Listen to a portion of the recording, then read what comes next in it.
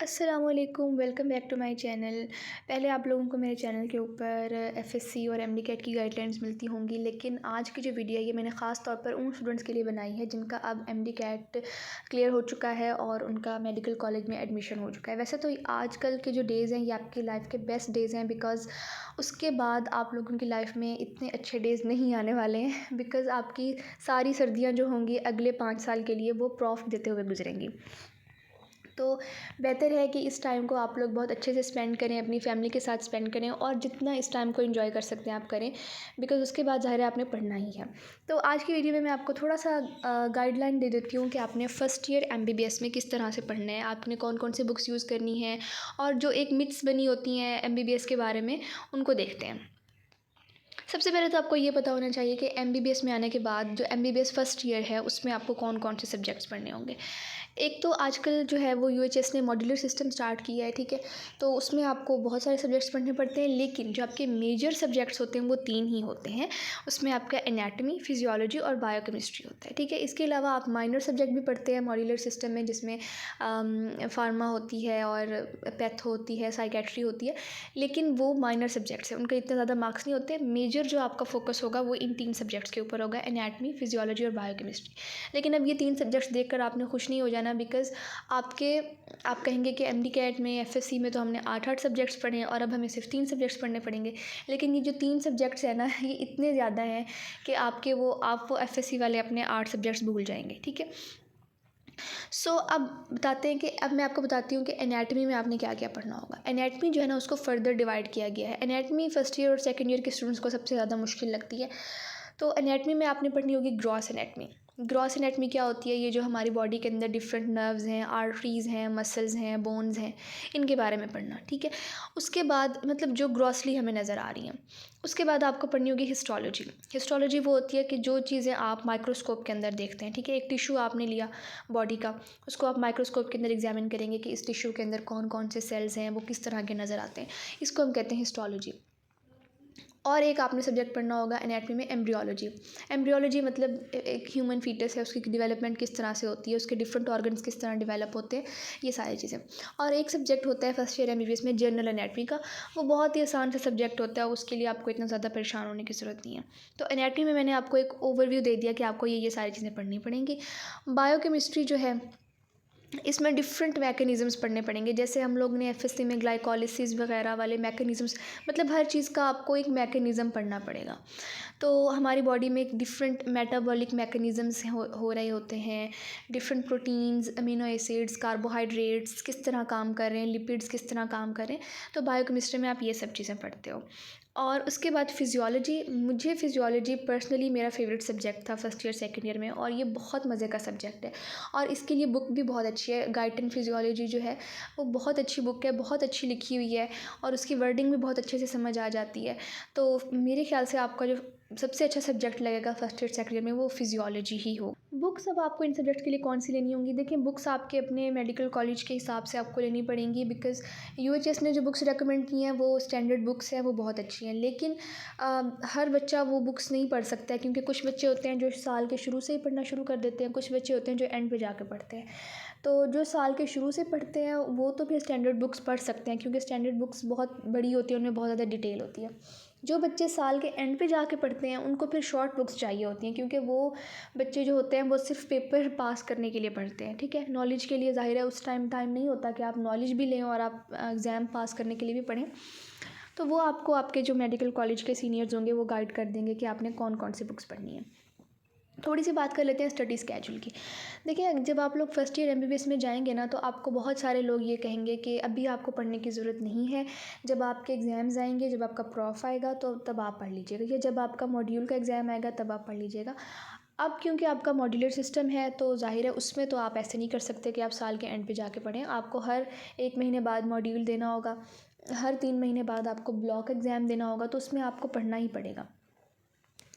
But I would suggest कि आप लोग अपनी जो एमडी कैट में जिस तरह आपने मेहनत की है, जिस तरह आपने एफएससी में अपनी मेहनत की है, आप लोग एमबीबीएस में भी उसी तरह ही अपनी स्टडीज़ को लेके चलें, ठीक है?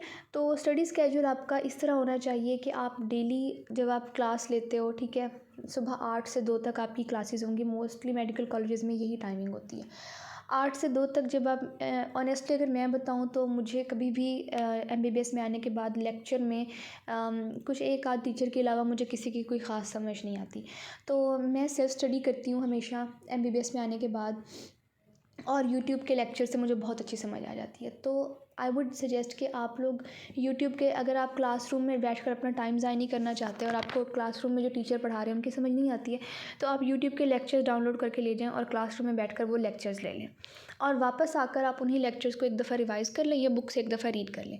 तो अभी जब आपके शुरू के दिन होंगे उसमें आपको ज़्यादा पढ़ने की ज़रूरत नहीं होगी। आप डेली के 2 to 3 आवर्स भी अपनी स्टडी को दे देंगे तो ये भी बहुत ज़्यादा है, ठीक है। तो इसके अलावा आपको इस तरह एफएससी की तरह आपको सारा दिन किताबों में नहीं बैठना पड़ेगा। आपके इवेंट्स भी होंगे, आपका स्पोर्ट्स वीक होगा, आपका स्टूडेंट वीक होगा, आपके एनुअल डिनर होंगे, आपकी बैच पार्टीज़ होंगी। तो आपको एमबीबीएस में आने के बाद लगेगा कि अच्छा हाँ, अब आपकी थोड़ी लाइफ जो है ना वो अच्छी हो गई है। लेकिन ज़ाहिर है फिर पढ़ाई भी उसी हिसाब से करनी पड़ेगी, क्योंकि एमबीबीएस जो है वो बहुत ही सबसे ज़्यादा जितने भी कोर्सेज़ हैं उन सबसे ज़्यादा मुश्किल है। तो आपको उसी हिसाब से एफ़र्ट्स देनी पड़ेंगी। और जो सीनियर्स आपको ये कहेंगे कि मार्क्स मैटर नहीं करते, बस पास होना ज़रूरी है, तो वो बिल्कुल गलत कह रहे होते हैं। मार्क्स बिल्कुल मैटर करते हैं। जब आप एमबीबीएस कर लेंगे उसके बाद आपको एफसीपीएस करना होगा, या अगर आपने बाहर के मुल्क जाना है तो उसके लिए भी आपको अच्छे तरीके से पढ़ने की ज़रूरत है, ठीक है। अगर आपने पाकिस्तान में रहना है तो फिर तो आपके मार्क्स बहुत ज़्यादा मैटर करते हैं, बिकॉज़ आपने जब आप एफसीपीएस का एग्ज़ाम देंगे, आपकी जो इंडक्शन होगी डिफरेंट हॉस्पिटल्स में, वो आपके मार्क्स की बेस पर ही होगी। इसी तरह आप पीपीएससी का एग्ज़ाम देंगे जो जॉब के लिए होता है, मेडिकल ऑफिसर की जॉब के लिए होता है, उसमें भी आपके मार्क्स मैटर कर रहे होते हैं, उसमें भी आपका मेरिट बनता है। तो आपने ये नहीं सोचना कि एमबीबीएस में आ गए हैं अब हमारे मार्क्स मैटर नहीं करते। आपने बहुत ज़्यादा कोशिश करनी है अच्छे नंबर लेने की। एंड पे बात करते हैं कि मेडिकल कॉलेज को और सेल्फ स्टडीज़ को किस तरह से मैनेज करना है। वैसे तो मैंने पीछे आपको बता ही दिया कि आपने स्टडी स्केड्यूल को आपने किस तरह मैनेज करना है, लेकिन जो आपका 8 से 2 तक आपकी क्लासेस होती हैं, तो बहुत सारे मेडिकल कॉलेज में ये होता है कि अटेंडेंस की बहुत स्ट्रिक्टनेस होती है। आपको 75% अटेंडेंस तो ज़रूर ही मेंटेन करनी पड़ती है। मेरे ख्याल से कुछ कॉलेज में 85% भी हो गई है, लेकिन 75% अटेंडेंस तो हर कॉलेज में ही आपको मेंटेन करनी पड़ेगी, जिस कॉलेज में भी आप जाएंगे। तो उसके साथ साथ फिर आप अपनी स्टडीज़ को कैसे मैनेज करेंगे, बिकॉज़ 8 से 2 तक जब आप यूनिवर्सिटी में लगा कर आते हैं तो उसके बाद आपकी हिम्मत बिल्कुल ख़त्म हो जाती है और आपकी पढ़ाई की बिल्कुल मोटिवेशन एंड हो जाती है। तो जो असल में पढ़ाई होती है ना वो उसी दिन होती है जिस दिन आप छुट्टी करते हैं, या जो जिस दिन संडे होता है, और संडे को ज़ाहिर है वीकेंड होता है तो आपका पढ़ने का दिल नहीं चाह रहा होता। तो अब आपने कैसे मैनेज करना है मेडिकल कॉलेज के साथ साथ अपनी पढ़ाई को। तो इसके लिए यही है कि आप 8 से 2 तक आप मेडिकल कॉलेज में आपने क्लासेस ली, लैब्स ली, उसके बाद आप वापस आए हॉस्टल या घर। उसके बाद आपने थोड़ा सा रेस्ट किया। जो आपके आम दिन हैं, जब आपके एग्ज़ाम्स करीब नहीं हैं, आम दिनों में आपने क्या करना है, 2 घंटे पढ़ लेना है, ठीक है।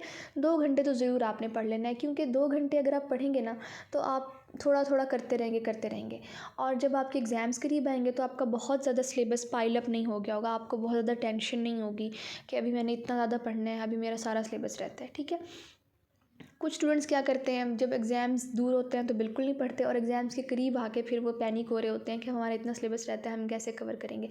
तो इस तरह की सिचुएशन से बचने के लिए बेहतर है कि आप डेली के 1 घंटा या 2 घंटा ज़रूर पढ़ें, ठीक है, ताकि आपकी जो सिलेबस है वो पाइल अप ना हो। और जब आप शुरू से पढ़ना मतलब पढ़ते हैं ना, ये नहीं करते कि आप बिल्कुल एंड पे जाकर पढ़ें। जब आप स्टार्ट से ही पढ़ना शुरू कर देते हैं उसका फ़ायदा ये होता है कि आपके कॉन्सेप्ट्स बहुत अच्छे क्लियर होते हैं। जब आप एग्ज़ाम से कुछ दिन पहले पढ़ना शुरू करते हैं ना, फिर आपके कॉन्सेप्ट्स नहीं क्लियर हो रहे होते, फिर आप सिर्फ एग्ज़ाम पास करने के लिए पढ़ रहे होते हैं। लेकिन अगर आपने मतलब आगे जाकर टेस्ट पास करने हैं, यानी एफसीपीएस होगा, पीपीएससी का टेस्ट होता है, या अगर आपने यूएसएमएलई करना है, प्लैब करना है, बाहर के मुल्क जाना है, ये सारे टेस्ट पास करने के लिए आपके कॉन्सेप्ट्स बहुत स्ट्रॉन्ग होने चाहिए।